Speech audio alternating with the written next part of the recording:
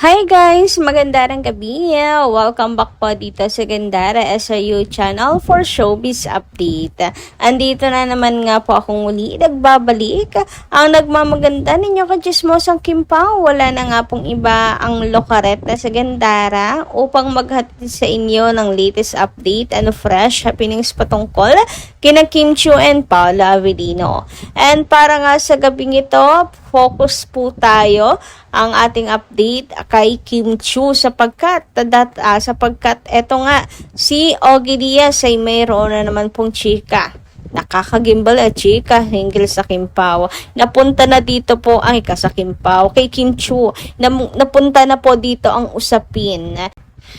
So, hindi ko alam kung matutuwa kayo dito sa ating update. May mga reasons para matuwa. Yung iba naman, hindi natutuwa kay Ogie.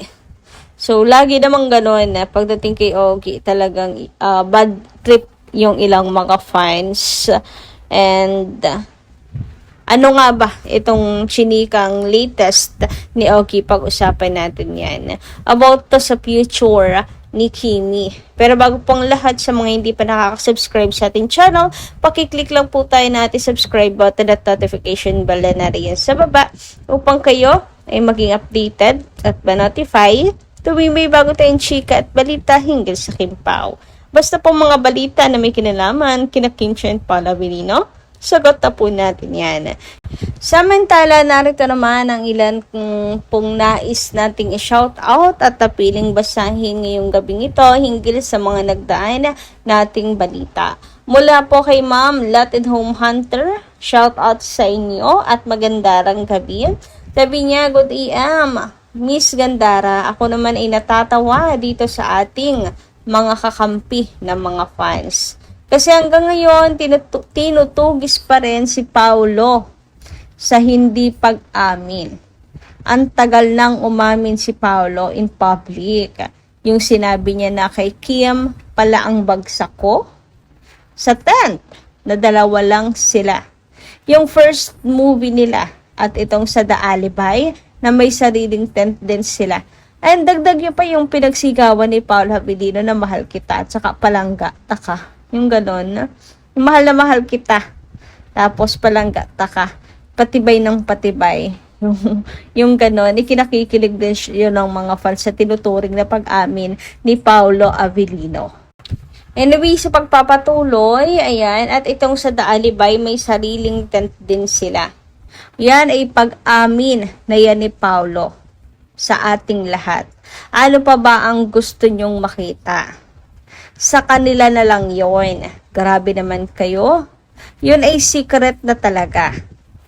Okay lang naman na nagpa-secret muna naman na dyan nga tayo natutuwa sa Kim Pao. Sobra talaga. Dahil kung papaano nila ipakita yung kissing scene nila sa ending ng movie nila. Si Kim talaga ang nagdala doon. Sabi pa nga ni Paulo, nakakahiya. Maraming tao. Pero hindi alintana sa kanila yon dahil doon nila pinakita na sila na talaga. Okay, yung tungkol sa kissing scene sa My Love Will Make You Disappear sa dulo. Parang big announcement na daw. Parang ang nais na sabihin dito ni Latin Home Hunter ay big announcement na yon na sila na. Kasi even yung mga artista, yung mga nanood, sinasabi nga na Kim na parang totoo na yun na, yung sa huli. Hindi na parte ng pelikula. Ito pa, sabi pa dito, at kung mag-BF lang sila, hindi gagawin ni Kim yung ganon ka-heavy na kissing scene na yun. Yun ay gagawin na ng mag-asawa na. Kaya nga sabi ng Kim Pao, is what you see is what you get. Ang dami, Miss Gandara. Yung lagi silang magkasama, travel na sila lang, at marami pa yan. Kaya masarap silang subaybayan dahil hindi nila tinatago. At si Kim, kita naman natin na proud siya kay Paulo at mahal niya talaga si Paulo. Pinagsisigawan na talaga ni Kim in action. Kaya husband and wife na. Kaya yung may mga balak sa Kim Pao na may gusto sa kanila, wala na. Idaan nyo na lamang yan sa panaginip. More blessings, Kim Pao and Kim Pao forever. God bless you both. Take care always. Grabe. Medyo mahaba-habang paliwanagan ang ginawa nitong si Ma'am Latin Home Hunter. Daming mga dilapag na ebidensyas tungkol sa Kim Pao. And kayo ba ano inyong masisay tungkol doon sa mga sinabi ni Latin Home Hunter? Are you agree? Kasi parang sinasabi nga doon na kung iisa-isahin, madami talagang pagsasa publiko at pag-amin na ginawa na ang Kim Pao. Nasa sa atin na lamang po talaga yon if we don't get it or we get it. Ganon. Anyway, sabi naman ni Ma'am Merlita Aurea Rodriguez, ano ba yan, bashers? Dapat nag-iisip din kayo ng tama. Hindi yung tira kayo ng tira. Makabash lang. Si Kim, host ng Showtime yan, ilang years na. Bakit kailangan lagi na lang kayong nakabantay tapos kung ano-ano mga sinasabi nyo? Ang gaganda nyo sana, kaya lang ang tatanga nyo. Hanapin ba naman si Paolo sa Showtime? O sadyang nagtataka-tangahan lang? Pinapainit nyo ulo ka! Baka bash kayo wagas. Wag na nga lang kayo mag-comment kung wala namang kabuluhan mga pinagsasabi ninyo. Ay, nahanap nilang siguro nila. Alam nyo naman yung mga bashers na yan. Gusto po laging may ebidensya na ilalapag. Kailangan pa ba natin silang patulan? Always naman silang ganyan. Ano lang kasi yun? Kumbaga ay mindset. Hindi po host si Paolo ng Showtime. So, anong gagawin niya dun sa stage? Araw-araw siya magpapakita. Hoy, para mabash nyo, napaepal, na for the promo lang talaga ang Kim Pao. Kayo naman. Di nyo na lang sabihin directly kay Paolo na, ano ba Paolo, lumabas ka? Wala kaming mabash sa'yo. Charot. Anyway, pati tuloy ako natawa. Kung kayo mainit yung ulo, Ma'am Merlita, ako naman natatawa. Kakatawa na lamang talaga itong mga pinagagawa ng mga bashes na to. At saka hindi pa ba sapat na talagang si Vice Ganda inano rin po, binulgar yung tungkol nga sa pagpunta ni Paula Avellino sa dressing room ni Kimi. 'Di ba? Habang siya ay nag-host sa Showtime. And then din naman ni Kim and Paolo na yon. Sinabi nga ni Kim na siya yung nasa likod nung naka-hoodie, naka-jacket, naka-mask yan. Mami, hindi naman si Paula Avellino. Ano pang gusto? Gusto talagang patapakin pa ng Showtime. Saka po, wag kayong mag-alala, darating tayo dyan sa promotion po ng Kim Pao sa The Alibay. Sure na rin po, tatapak ulit si Paolo dyan to promote. Samantala, sabi naman ni Norma Cole, shoutout din sa inyo, Madam Norma, maganda ng gabi. Ayun sa komento niya, hindi babaero si Paolo.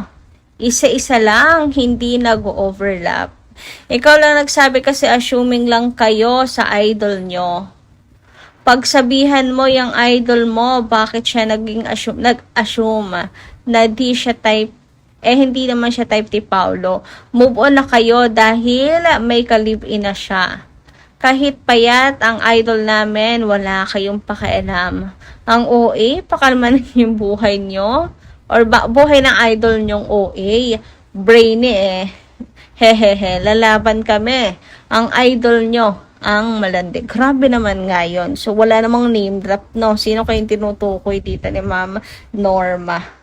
Anyway, ayan, na wag na po natin entertain yung mga ganto, yung mga bashers na pilit na sinisiraan si Paolo at sinasabing babaero. Wala naman kasing bago. Luma na yan, taktika na yan, masanay na tayo sa kanila. Dapat immune na tayo sa mga ganyan mga bashers talaga. Happy na ang Kim Pao, kaya pabayaan natin silang dumaktak. Anyway, dumako naman tayo dito sa chika ni Ogie na napanood ko sa Blue App. May nag-share ng clip nga. So, nais kong panoorin yung buong video pa nito. Pero, based dito sa video, tinatalakay dito ni Ogie na nagpapareserve na daw po ng egg cells si Kimi para sa future kung sakali man nga na hindi agad makapangasawa nga. Kasi nabanggit niya rin dito na si Paula Avellino ay wala pa rin namang pag-amin na ginagawa.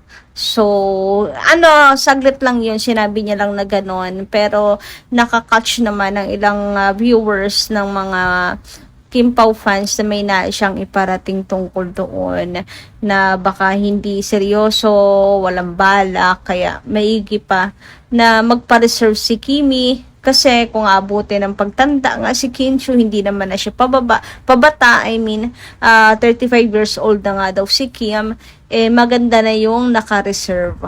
Meron nang naka-reserve meron nang naka-preserve pala, may naka-preserve ng egg cells. At saka, natalakay niya rin dito na maaring kasi si Kimi sulitin yung kabataan. Lalo na't napaka-in-demand ni Kim Chiu. So, sulitin talaga ang kabataan. Kaya, kung sakali man mga pagdating ng 40s, ganyan, at least kung kaya pa ng natural way, at kung hindi na, at least merong nakapreserve. May plan B, kumbaga. Well, kung wala naman pong masama dito. Kung tutuusin nga po, napakagandang hakbang. Smart to move yung ganito. Para hanggat hindi pa huli ang lahat, di ba? Makapag-preserve na. Mayroon pong plan B. And for sure naman matutuwa rin yung mga fans na iniisip rin ni Kimi yung posibilidad na magkaroon ng baby sa future.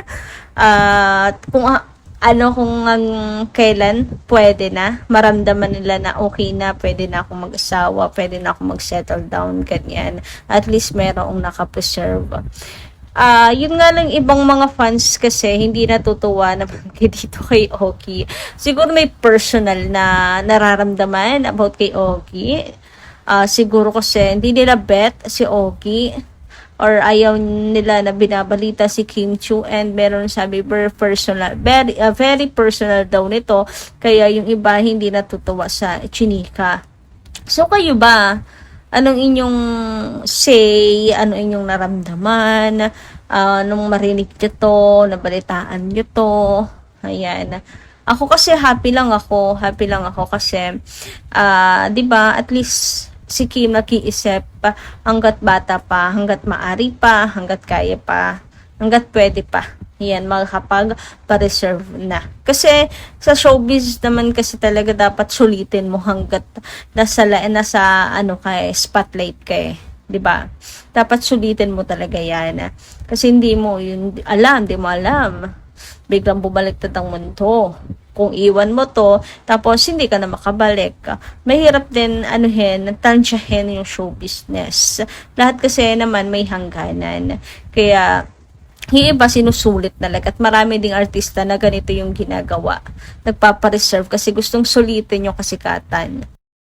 Pero kayo ba, anong inyong masasay tungkol dito at ano inyong nararamdaman? Comment nyo nga lang po dyan at pag-usapan natin sa susunod nating videos. So, yun lang po muna ang aking update, Thank you so much sa pakikitambay at pakikinig. Kita kasi po muli sa susunod nating chikas. Maraming pong salamat. Don't forget to click the subscribe button and notification bell para kayo po ay ma-notify pag may bago po akong balita.